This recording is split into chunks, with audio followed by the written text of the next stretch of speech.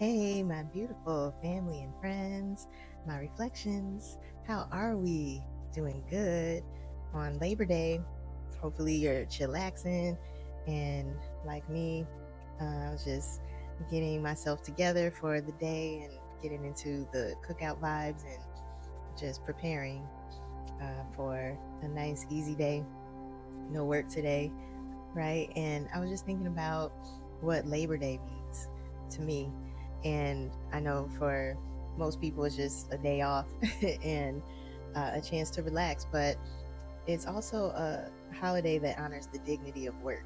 And so there's a lot of people that put in a lot of effort and creativity and dedication into what they do, not just to build their own lives, but to help build the community and make the community flow and work and thrive. And so for me, it's not just about that. It's a labor of love, and it's, doing the things that you would do easily, whether you got paid or not. But when people demand something and it's something that you can do, that's the dream job. That's when it becomes an easy flow and exchange. And, it's coming from the soul and it's giving back. And so I see Labor Day as a reminder to value the kind of work that does come from the spirit and provide a paycheck. And I thought about what labor stands for, and I made an acrostic for what each letter represents or stands for. I know I'm a nerd, but I want to share it because it's kind of cool and it's my good word for today. So check it. L is for love what you do, because work is supposed to be about loving what you do, not just survival and sharing your gifts with the world in a meaningful way. A stands for allow others to tell you what they need from you. It's not about just creating whatever you want and then hoping people want that. It's about allowing people to tell you what they're seeking and then allowing your gifts to match that and supply what they need. The next B is for baseline, because it's important to find a baseline that brings you balance. It's the things that you could do, you always can fall back on it. For me, that's graphic design, right? I can always go and work in-house as a designer when I need stable income. I can also freelance and allow the income from graphics to support me and invest in my passion projects. And so that's the balance, is earning a stable income and the freedom to experiment and grow and align your work to your passion and demand without burning out. O stands for open to exchange, because you can't keep it to yourself. You got to be open. And when it becomes an exchange between your gifts and what you provide and what people need, that's when you feel fulfilled and that you're in a sustaining career. And then lastly, there's R, which stands for respect all forms of labor, from traditional regular jobs to creative work, from physical labor to spiritual work and emotional labor. All of those things add value. And of course, art is included. And so respecting labor means that you honor both the unseen and the uncelebrated work too. And so that's what labor stands for. Love what you do, allow others to tell you what they need from you. Baseline income is important while finding balance. Be open to exchange and respect all forms of labor. I don't know why I'm here. Put some respect on my name. But yeah, that's what we work hard for. We need and deserve respect for all that hard work.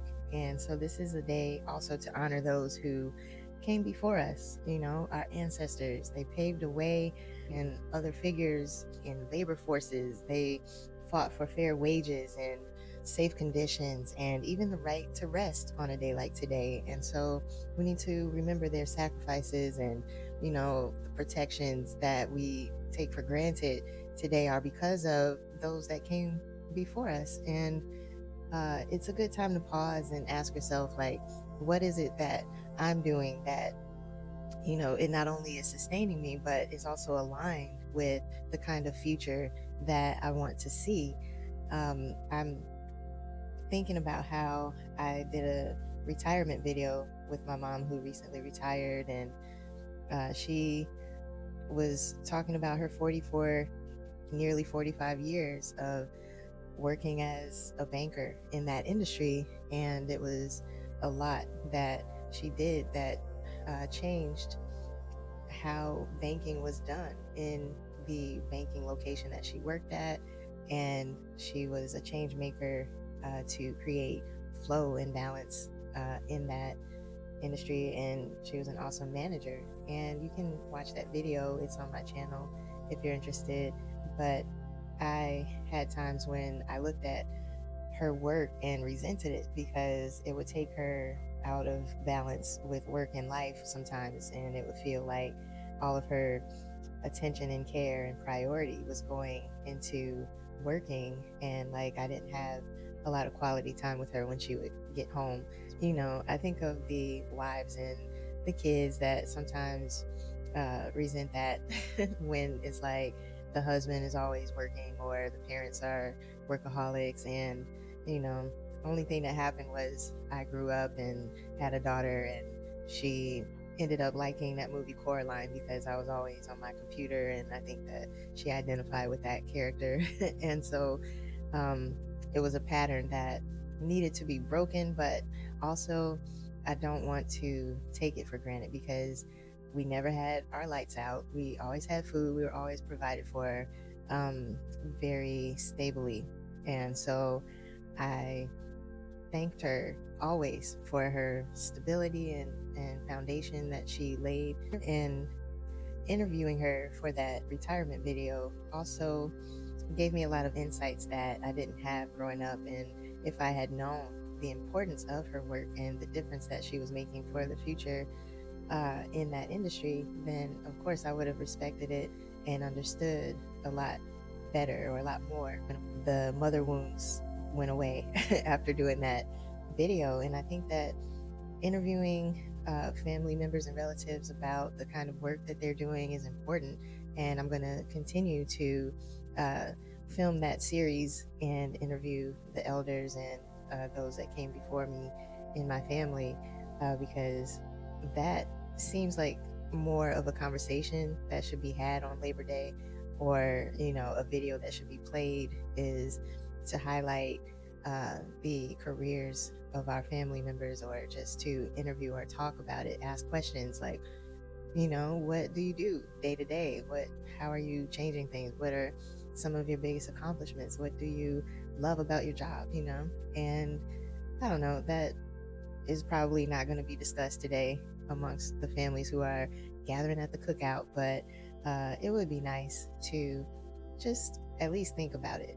My dad, he recently had a nice moment being honored as the muralist, and he painted a mural of Chairman Fred Hampton for Irving, the elementary school in Maywood.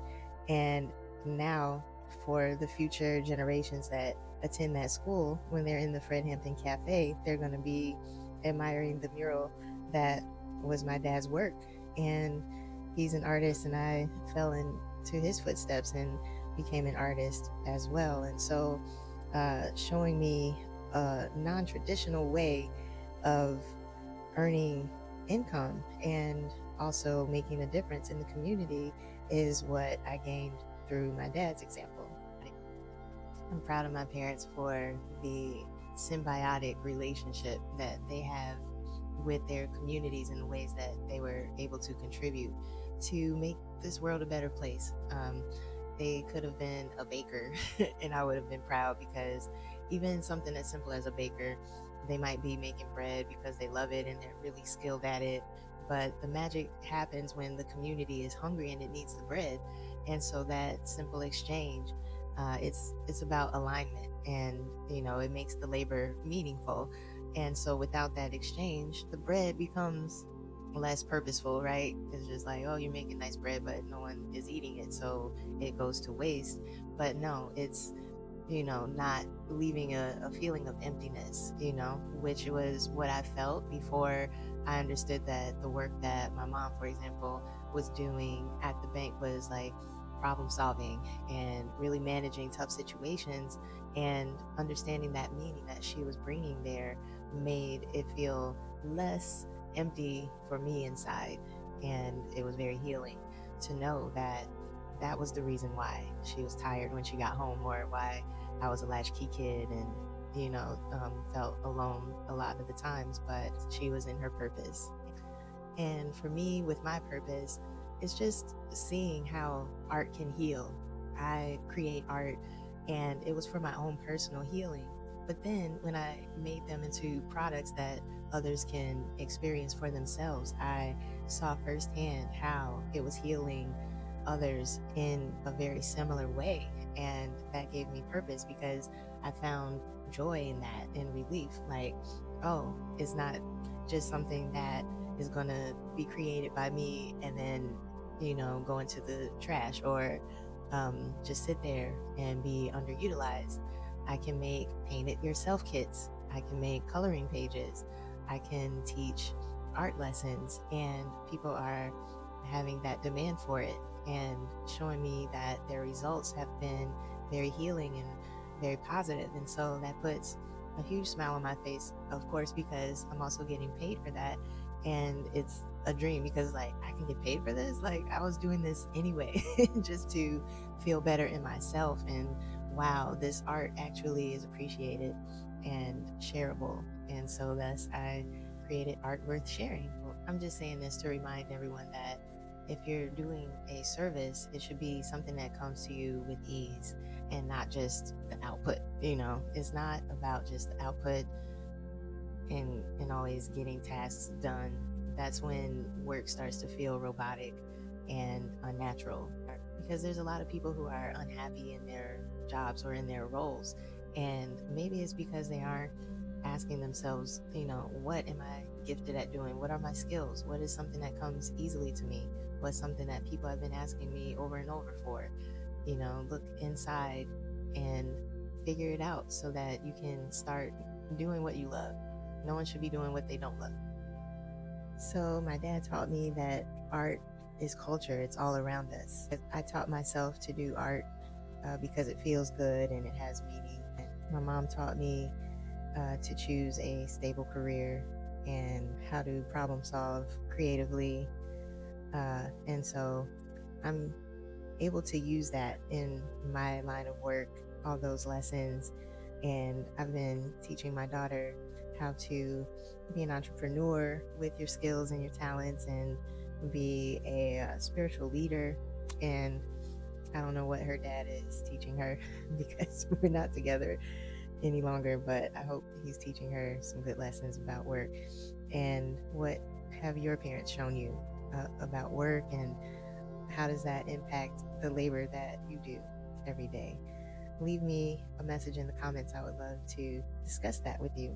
So while you're stuffing your face with chicken wings off the grill and corn on the cob and baked beans and all that good stuff, just remember my good word and think a little bit more about what labor means to you, and break it down. Like, what is the skill that you do easily, that you can pass on and make a difference in the community? And celebrate your wins. Remember that your creative work and your healing work and your daily grind, all of that stuff matters, okay? And honor it. Honor those that came before you. And if you're like me, today is a chance to recommit to the labor that comes from your soul. All right? So that's my good word for today. Thank you for watching, and thank you for subscribing. And until next time, peace. Love you guys.